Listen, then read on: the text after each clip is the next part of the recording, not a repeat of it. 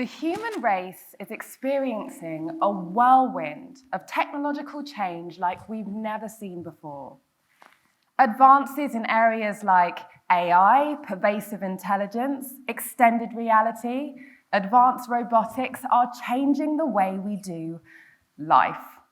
In fact, when preparing for this talk, we challenged ourselves with, what can we tell you that ChatGPT can't?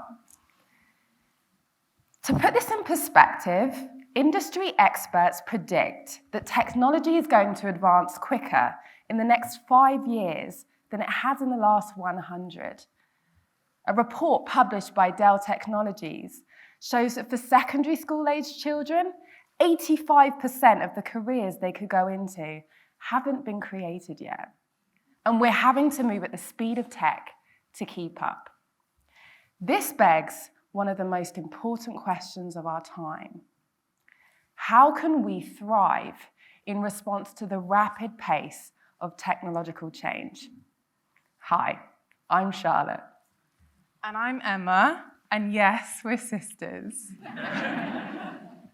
Just over a decade ago, we founded Digital Awareness UK to help people to use technology in a way that's positive for their safety and their well-being. Prior to that, we were social media advisors to global brands by day, and Charlotte was also a social media influencer by night. And we were helping companies to engage with their audiences using this relatively new and exciting medium called social media. One day, a school asked us if we'd like to give a careers talk to a group of 11 and 12-year-olds about what it's like working in social media with all these cool brands. And for us, there was literally life before and life after this talk. We listened and learned to this group as they told us about everything they were trying to navigate, from cyberbullying to grooming to feeling left out to spending hours scrolling through social media. And we felt a real sense of shame and responsibility as we thought about how the things that we were doing might have been influencing their purchasing decisions, shaping their self-esteem, informing those digital habits, and not necessarily in the most positive way. So we left the corporate world behind us to drive digital awareness, digital literacy in schools, and we haven't looked back. We've traveled around the world with teams of esports pros, influencers, ethical hackers, people who have positive tech stories to tell. And we've spoken to, conducted research amongst, and delivered educational programs to millions. Now today, we work with everybody from CEOs to politicians to grandmas, but at the heart of our business, we've always wanted to support those people who are most alive to technology. And these guys don't go online, they live online. Children. So what happens when you give tablets, smartphones, social media, online video games, rapidly advancing technologies to children with little or no idea of what the consequences could be? Well, we're going to tell you, and it's the wildest social experiment of our time. An experiment that has been cruel and wonderful, heartbreaking and heartwarming, empowering, all-consuming and unfulfilling, and every other emotion you could imagine experiencing at once.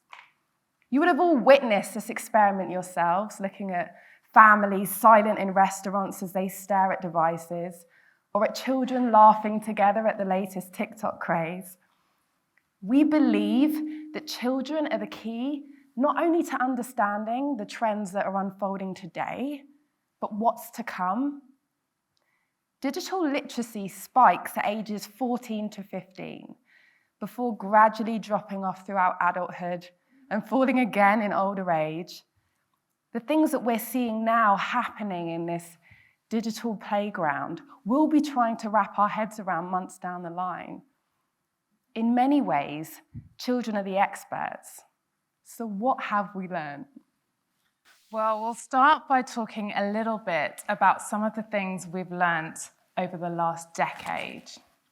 So we've seen young people become more entertained and connected and interacting with each other in ways that we only could have imagined, while simultaneously managing online scams and toxic influences and social media comparison culture. The double-edged sword of technology revealed itself. We've seen young people become so enticed by and immersed in their screens that we could literally see in children as young as 4 the physiological response that their bodies were having as they managed tech neck, jelly legs, digital eye strain. Like a lot of us, they were developing a real intolerance for boredom.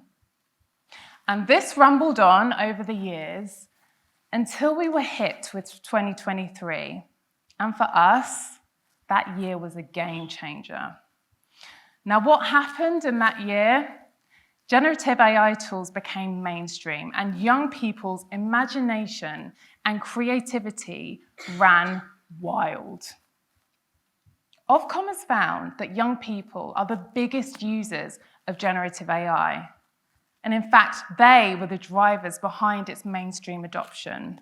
So we were inundated with calls from schools as they told us that their students were creating artificial, sexually explicit content of each other using deepfake technology.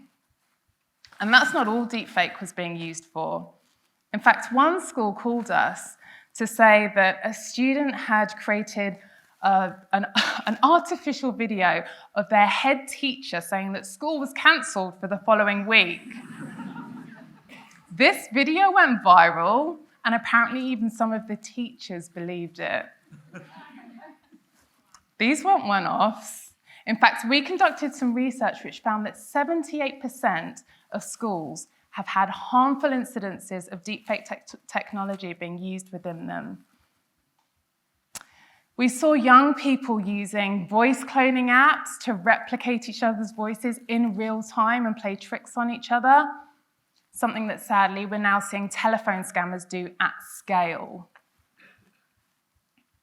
At the same time, schools were calling us to tell us that so much good was coming from this technology. They were saying that their students were simulating scientific experiments and solving math problems in seconds. One teacher told us that their student had used AI to compose music for their entire end-of-school production. She said it was brilliant. It didn't seem to matter if we were working in schools in refugee camps on the other side of the world or right here in London. The issues, the opportunities that we were witnessing were ubiquitous, universal, and unparalleled.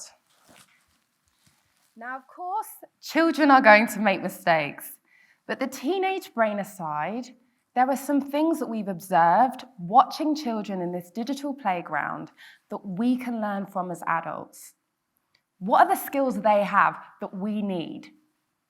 Curiosity. Children are wonderfully curious creatures. And this curiosity flourishes when it comes to how they use their technology. We see in young children when they ask a question and we answer it, even with conviction, but it's still met with, why? Curiosity fuels creativity, which is why they're doing all of these interesting things we've talked about with generative AI. But how can we, as adults, be more curious? Well, curiosity is sparked by the desire to want to understand things more deeply. And if you don't already have the desire to want to understand this tech that you walk around with every single day, let me tell you from first-hand experience, the information, the digital literacy skills we can gain will change every aspect of your life, from how you eat, sleep, exercise, how productive you are at work, how much time you give your loved ones, yourselves, everything. How many of us can honestly say that we've got a healthy, happy relationship with our technology?